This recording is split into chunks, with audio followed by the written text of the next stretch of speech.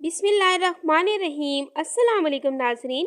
आज मैं आपको बताऊंगी बेहतरीन फ्रूट फेशियल घर पर बनाने का तरीका और इसको स्टेप बाय स्टेप इस्तेमाल करने का तरीका भी बताऊंगी।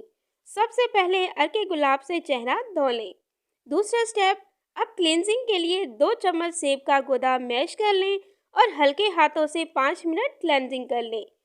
स्टेप नंबर 3, अब मसाज करने के लिए पपीते का पेस्ट 2 चम्मच लेकर ज़्यादा ऑयली स्किन के लिए जौ का आटा भी मिक्स कर सकते हैं और 5 से 10 मिनट तक मसाज करें। स्टेप नंबर 4 है स्क्रब के लिए किनू के छिलकों का पाउडर और अर्के गुलाब मिक्स करके पेस्ट बनाएं और 2 से 3 मिनट तक चेहरे पर हल्के हाथों से मसाज करें।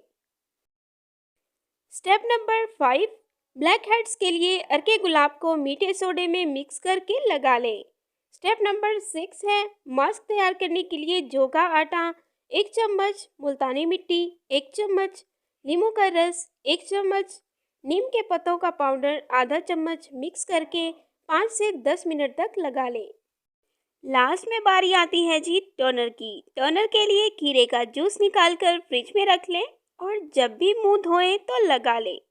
Thanks for watching. वीडियो अच्छी लगी है तो वीडियो को लाइक करें, हमारे चैनल को सब्सक्राइब करें। शुक्रिया।